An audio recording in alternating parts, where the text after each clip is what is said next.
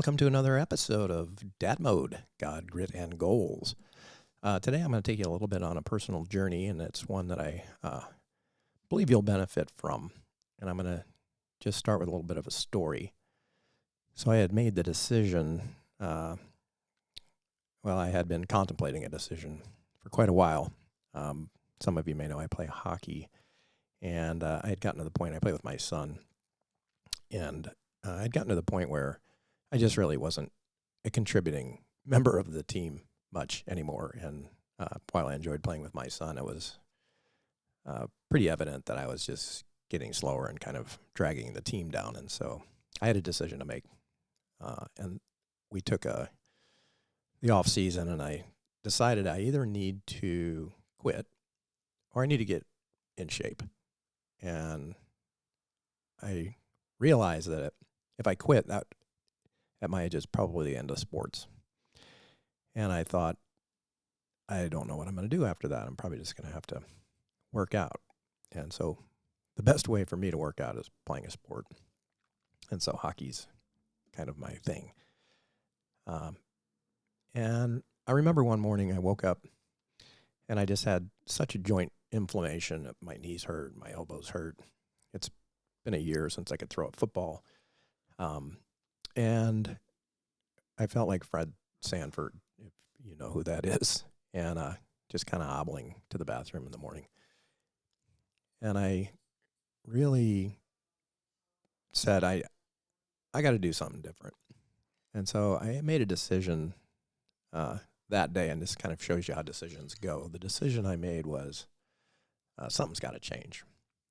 And so with the whole hockey situation in the back of my mind, I knew I got to get rid of this joint inflammation. And I had seen something about cancer cells. And I had heard that healthy cells and cancer cells both feed off of sugars, and that healthy cells can also feed off of ketones.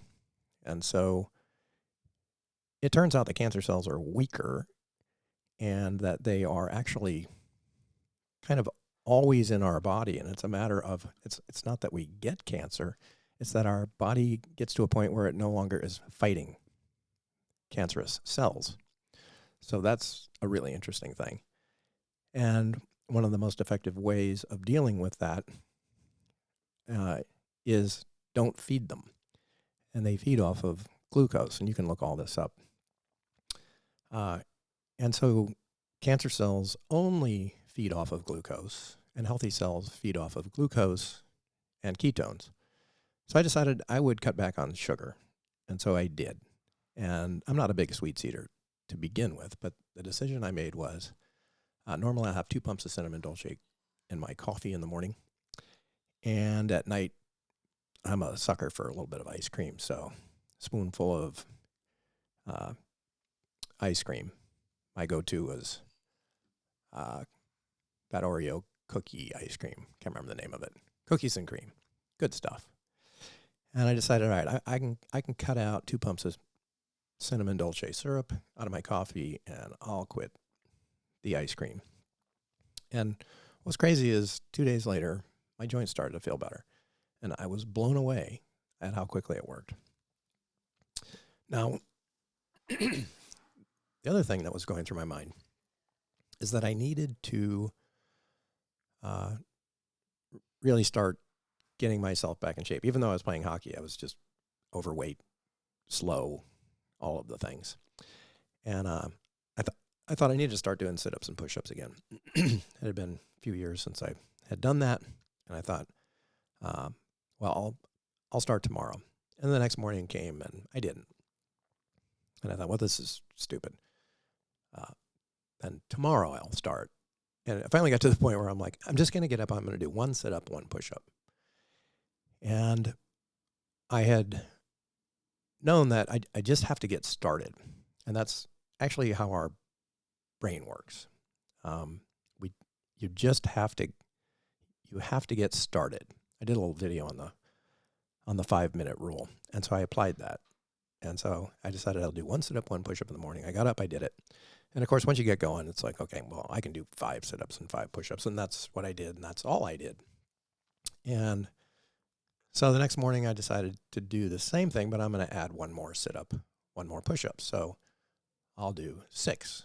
And I did that. And I said, well, I'll just keep doing that every day until I can't do them anymore. Like, can't add one more, and do them nonstop. And so that was the pattern, which kind of leads me to my second point.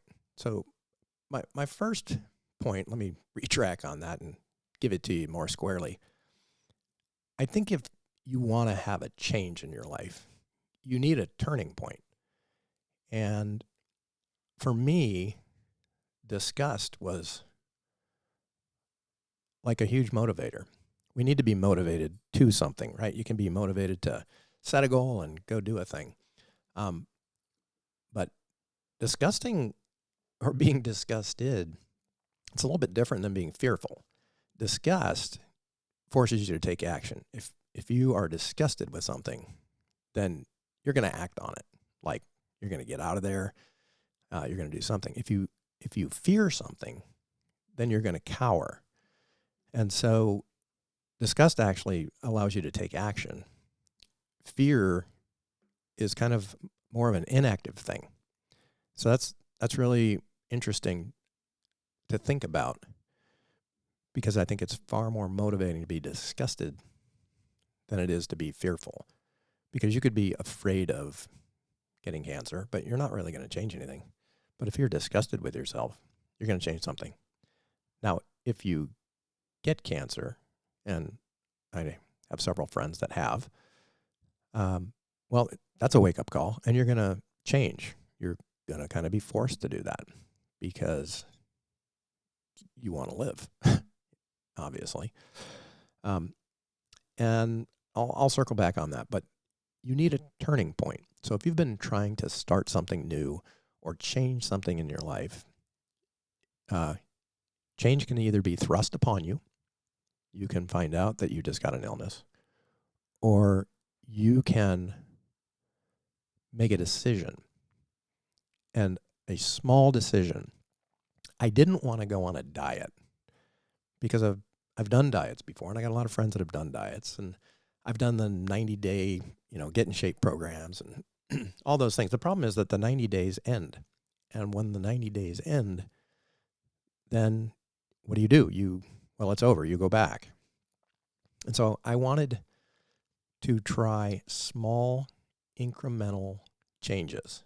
So it started with sugar, 2 pumps. I didn't quit anything else. I ate the same. I did everything the same. It was just, don't put the sugar in the coffee in the morning. Don't have the ice cream at night.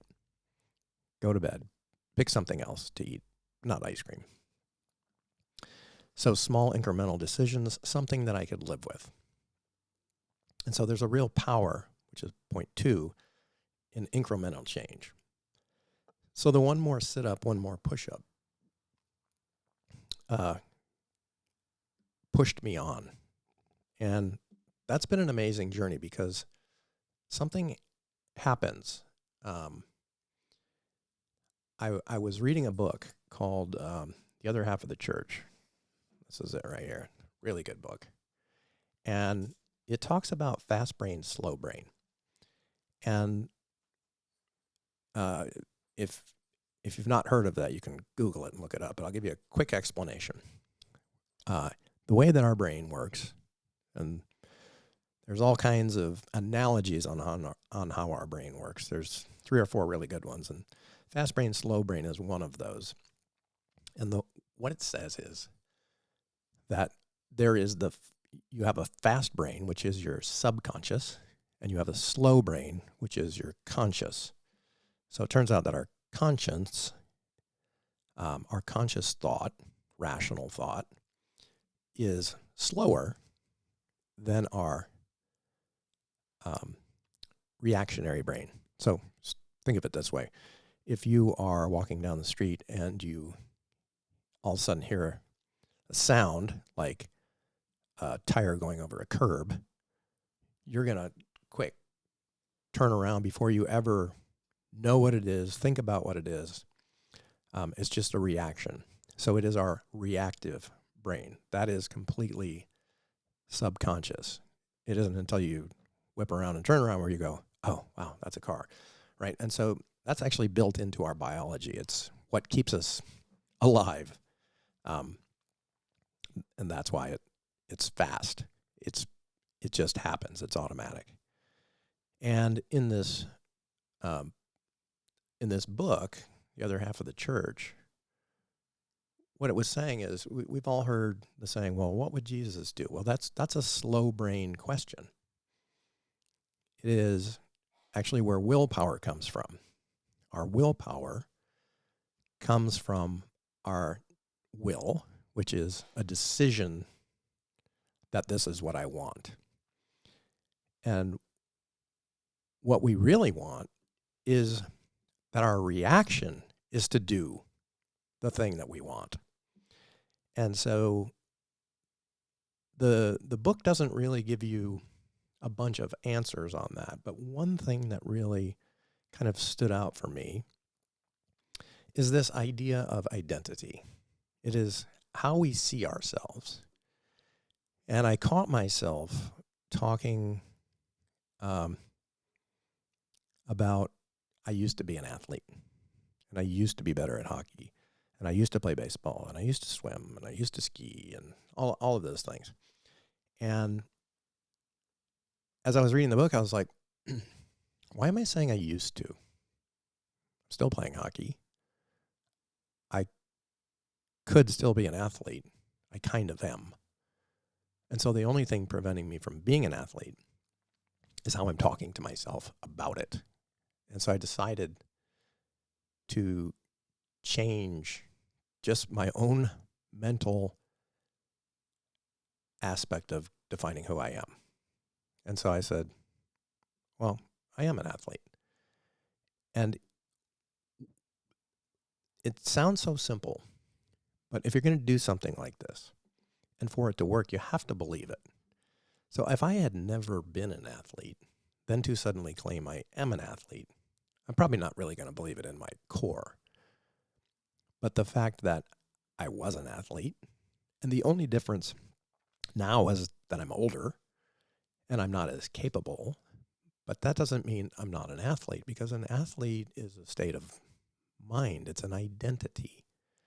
And once I claimed that identity, then there was kind of a shift, because what do athletes do? Well, they get up in the morning and they do one more sit-up, one more push-up. And I had been doing that to the point where, well, now I'm up to 20 sit-ups, 20 push-ups. And it's interesting because one more a day is not actually that hard, because once you start to build that habit, you can kind of do it. And so seeing myself as an athlete, shifting my identity, that was kind of the third major thing that happened. And in so doing, one of the consequences of claiming my identity as an athlete was I began to change my relationship with food. And I realized that when you're not feeling good about yourself and you eat for comfort. You eat with friends and all of those things. Those are all fine. I'm not saying you shouldn't do that. But I'm saying what you eat, if you're eating lots of sugar, if you're eating a lot of carbs, drinking, all of those things. I was doing all of that. Having a donut after church, all of those things. And I was like, I began to realize, like, if I ate a bunch of junk and the next morning I was going to get up and do one more sit-up and one more push-up, like, I could feel it. I could feel the difference. And I began to say that as an athlete, my relationship with food needs to shift. And so that's kind of point 4, is you need to redefine your relationship with food from pleasure to fuel. And once I did that, it was like another shift. So it wasn't that I was denying myself. It was, why would I harm myself? Why would I make it harder tomorrow when I knew I was going to have to do another sit-up and another push-up. And not only that, like my inflammation was gone. And I was really working on stretching. I was doing a lot of stretching. And I was getting more limber, and I was really starting to feel quite a bit better. And, of course, things happen. You have friends that ask you out, or, I didn't want to be, again, I wanted to change some habits. And I found it actually really easy to sit while the rest of my family wasn't doing this. They kind of knew what I was doing. But the weight was coming off, and I was just feeling better. And so I went from sit-ups to push-ups, and then a month had gone by, and now I'm doing 35 sit-ups, 35 push-ups, and I thought, I'm going to go hit the pool. And I started swimming. And it was rough. I used to be a swimmer. And so I was like, well, I'll start swimming some laps. And same thing. I'll just see what I can do. It's not like I set out as a goal. And I swam some laps. And then I decided, well, I'll swim some more. And so my routine was one more sit-up, one more push-up every morning. And on weekends, Saturday and Sunday, I'll hit the pool and I'll swim some laps. And over time, I was suddenly doing, now 2 months, I'm doing 60 sit-ups, 60 push-ups in the morning. On Saturdays and Sunday, after that, I would go jump in the pool.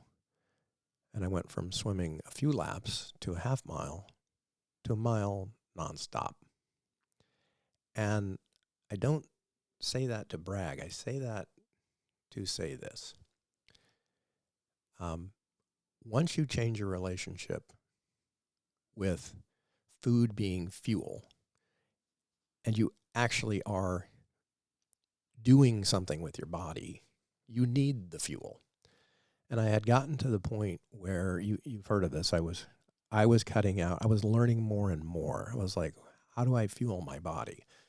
And how do I do it in a way that I'm fueling it not with glucose, but with ketones? And of course, that leads you to all these diets that are out there. But that's not how I entered into it. So I didn't start with a diet, like I said. I started with just simple incremental changes.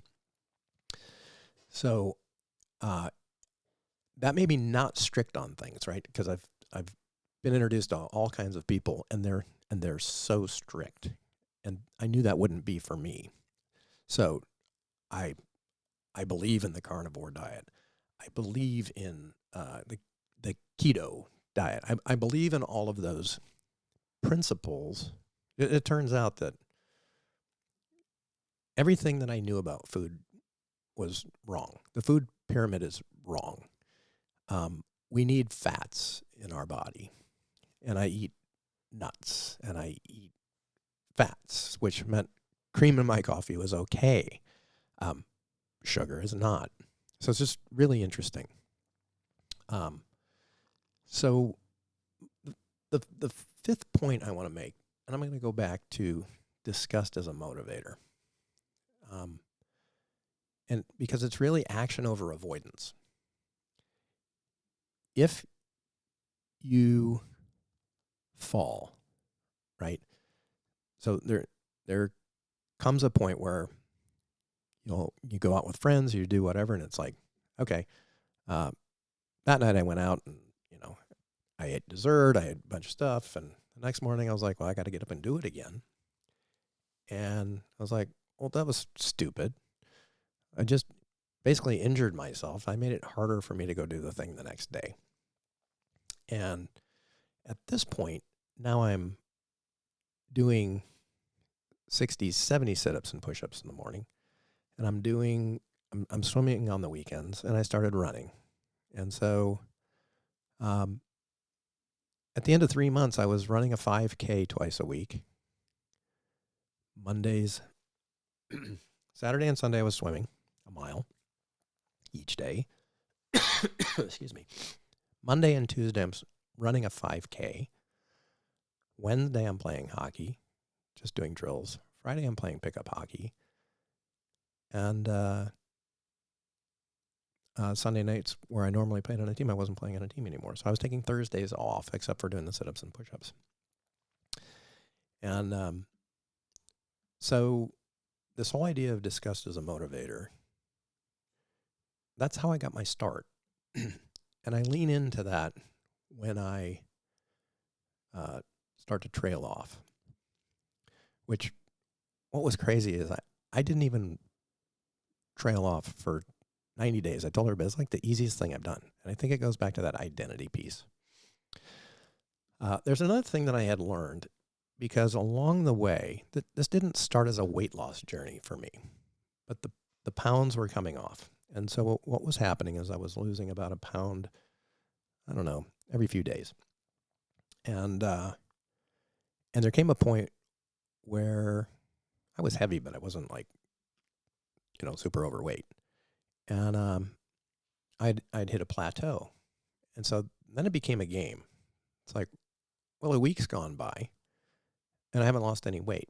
Now, here's an important thing for anybody, and if you're on a diet or whatever. Like, the scale is a tool, and it is not the judge. You are the judge. The scale is just telling you what is. And this really hit me when I think about God. I know this is kind of a weird twist here, but when you think about God, you might think, well, God is mad at me because I sinned. And it's like, no, he's not. Did you just say that? Yeah. He's not mad at you. He's just the scale. He's just saying, there's a better life for you. And when you step on the scale, you look at it and you go, yeah, I'm not measuring up to that. That is not what the scale says. So the distance between what is your ideal, this is what God has in store for you. This is what you are capable of. This is who you are at your core. This is who he created you to be. And what he is saying is, when you look at that and you say, I'm not there, I'm not doing that, the number on the scale is not saying what I wanted it to say. Is the scale the judge, or is it just the tool that tells you you're not there yet? That is sin. It is missing the mark. So these are some pretty deep waters, but I want you to think about that. Now, I had learned from a gentleman by the name of Nick Peterson this idea, and he learned it from someone else. I can't remember, but I learned it from Nick. And so what Nick said is, you've got to watch frequency of exposure. Now, this was in the context of watching the price of cryptocurrencies. And if you know anything about those, they go up and down like crazy. And the frequency of exposure is, the more you look at the number, the more panicked you get. And so you'll either panic buy or you'll panic sell. And what you really need to be doing is you need to be looking at things that are trending. You want to look at a trending line. And so it's the same with when I stepped on the scale. I didn't worry about what my weight was that day, because all kinds of things change, right? What I was keeping track of is, this week, did my weight go up or down? So I looked at it on a weekly basis. And if I lost a pound or two during the week, great. If I gained a pound or two, well, that tells me something else. But day to day, I might have swings.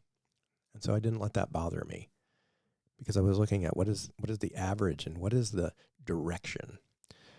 And once you kind of set that up, you suddenly have this ability to do some experimentation. And I'm going to talk about that later. But the important thing is, if you're watching the scale every day, you're going to panic and you're going to get mad at yourself. You're going to get unmotivated. You're going to say, I was really good. I've been good all week, and I've gained weight. And so there's this idea that here I was, one more sit-up, one more push-up every day. I was getting better and better. I had added swimming. I had added running. And I was doing this, and I was like, at some point, I'm not going to be able to do more sit-ups and more push-ups like nonstop. It was getting hard, right? And so right at about 75 sit-ups, 75 push-ups, I'm like, I can't do this. I can't do it nonstop. I'm going to have to break this up. And I thought, okay, well, is that giving up? Am I done now? And it reminded me of another book called Finish. And in this book, it talks about the idea that the most important day is not the day you start, and it's not the day you finish. Now, this is really profound. So what day is it? It's not the day you start, and it's not the day you finish. It is the day after the day you failed. You failed to be perfect. The most difficult day is the day after perfect. So you blew your diet. So I couldn't do 76 sit-ups, 76 push-ups in a row. I couldn't do it. And so the question was, what am I going to do the day after perfect? Because I had been perfect. And that book helped me realize that it's not the perfection, it's the process. And so I knew that I had to recalibrate, because trees don't grow to the sky. It's like at some point they stop growing. And I figured out where that was for me. And so I had to be okay that if I'm going to keep doing this, maybe I'll do something different, maybe I won't. But I wanted to do something incrementally better. And maybe it wasn't sit-ups and push-ups anymore. So I tried some other things, burpees, and all kinds of stuff. And doing them in sets. And it's like, well, is that cheating? Well, cheating what? Like, you got to realize that the race is against yourself. That you're making a commitment, that my identity as an athlete said, I'm going to do the things that athletes do. And so it didn't matter what sport. That's why I picked athlete. I didn't say I'm a hockey player. I said I'm an athlete because that fit me. You can say whatever it is that you want. In this book, it says, I'm a beloved child of God. And that changes my relationship with God. He's not mad at me. He's not judging me. He's my Father. He loves me. He gave me great gifts. And he forgives me when I screw up. He forgives my sin. So think about this. Think about Jesus coming to tell you, you screwed up. It's okay. Get back in there. Let's go. Right? That's the Spirit of God. So he's the Son of God, but he came to give you grace. You screwed up. We all do. It's okay. He didn't, but we all do. And as one who is perfect, he said, don't worry about being perfect. Tomorrow's another day. Get back up. Get in there again. In the words of Dudley Moore in Arthur, get back in there, Perry. That's an inside joke, one of my favorite lines. And movies. All right, so scale as a tool, not a judge. We judge ourselves, we aim for protection, then we give up, and then we're done. That's not what we're after. You want to live a life that is joyful, that is fulfilled. You've got to determine what those things are for you. But for me, it wasn't being disgusted looking at myself. It wasn't quitting the one sport that I was still capable of doing. And I know there are 90-year-old dudes out there still playing hockey. And I was like, those are my inspirations. You have to find those people. You have to associate yourself with those people. I've got my heroes. They're the 60-plus guys out there playing hockey. There's a guy I learned from. He's 63 or 64 years old. He's phenomenal. And every week I meet with him, and he teaches me new stuff. He played in college. I started as an adult. All right, so tracking trends, not just weight, and avoiding the panic and forgiving yourself. Like, these are all really important things. These are some of the lessons that I've learned. I can talk to you about just so much. I went to the doctors. I'm going to end with this last story because I've been around long enough, and I see now. And I don't know how you feel about vaccines, and I don't know how you feel about pills and all that stuff. I was at the doctor's office getting an annual checkup. And this was before I had just started this process. By the way, I've lost 30 pounds. I've gone from 197 to 167. I haven't weighed that much since high school. All my vitals are phenomenal. I don't have any more pain. And I, it's just so much. But here's the point I want to make. So much of what I was taught about food, about red meat, about fat, it's all wrong. So much, when I went to the doctor, I had just started on this journey, and they said, your cholesterol's a bit high. And I said, well, I'm making some changes. And so, like, we have a pill for that. And your blood pressure's a little high, and we have a pill for that. And here's the point I want to make. The pill is not the solution. The pill is a clear indicator of a problem. So if the doctor is telling you you need a pill, it's not the solution. It's the pharmaceutical company's solution. And that's not God's solution. And I want to be really careful what I'm saying here, because I'm not a doctor. But I will tell you, doctors are not scientists. Doctors only know what they learned, okay? They're not doing the research. They're handed the research. And so as I was sitting in my doctor's office and I'm looking around, next time you're in the doctor's office, just look around.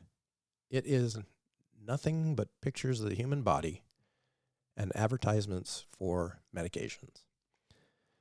And so the doctor is the vehicle for medication. And I've had the same doctor for, 20 plus years. And she means well. But it's like you have to do your own research, and it's out there. So if you research cancer and you research the effects of sugar, you begin to realize that it is the sugar industry got the medical industry to look at sugar as good and cholesterol as the bad guy. If you want to hear somebody, listen to Dr. Barbara O'Neill. Check out her videos. They're all over the place. She doesn't have social media, but she's amazing. Do you know that your brain works off of cholesterol, that cholesterol is produced by your body? So if cholesterol is bad for you, why is your body producing it? Your body doesn't produce things that are bad for you. That if your brain works off cholesterol and fats, right? And if you will take these rather than sugar kills your pancreas. So I'm not going to turn this into a bunch of lessons, but that was one of those aha moments. It's like the food pyramid was completely wrong. the cereal industry changed everything. Before the 60s, breakfast was last night's dinner. It wasn't until we started having cereal. Processed foods are terrible for you. Even the meat in the deli is processed food, except for roast beef. So I've cut all of that out. So these are the things that I've been learning, and these are the things that I've done. A lot of people have asked me, how did you do this? And I know we're looking for the quick fix. And it's the simple things. So to recap, you need a turning point. There's power in incremental change. One more sit-up, one more push-up. You want your dopamine system working for you. So the dopamine system is the thing that tells you you're on the right track. It's the same system in you that gives you that quick hit. It's the same one that you get when you're scrolling through the phone. That's cheap dopamine. I have a sticky note in my office that says, earn your dopamine. If you're doing something that is a good habit, you will get a dopamine hit. But we go for free dopamine. It's the same thing that gives the runner a runner's high is the same thing that makes an alcoholic less sensitive to the alcohol that they're drinking. The dopamine system is scaling back. So you have to drink more in order to feel better. It's the exact same thing happening with the marathon runner. You have to run more in order to feel better. That's actually a progress when you're doing it for the good. And it's the exact same system. So what are you aiming your dopamine system at? Good habits or bad habits? Like, point it because it works. You need an identity shift. You have to see yourself as something different than what you have become so that you can become something new. You must die. The old self must go away. The I used to be athlete had to die so that the athlete could be born again. You want to redefine your relationship from those things that you are seeking pleasure from.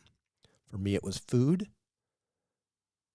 I changed the relationship that food became fuel. That just happened because my identity changed, and I was putting my body to the test every morning.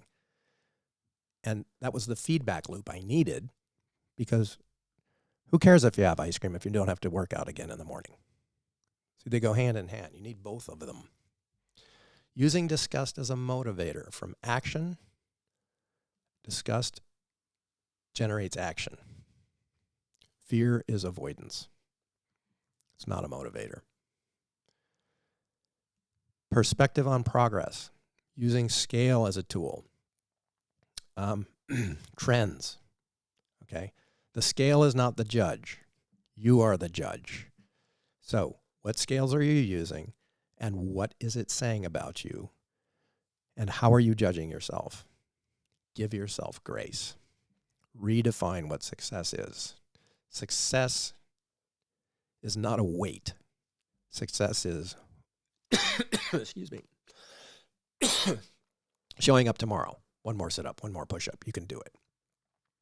And if you don't, giving yourself grace, what are you going to do tomorrow? Change it up. Tracking trends, avoiding the panic. Hopefully these things helped you. Thanks for listening in. I love you. And remember, God is good. You are forgiven. I'm going to rewind on that. God is good. You are forgiven. You are loved. And everything is possible. Have a great day.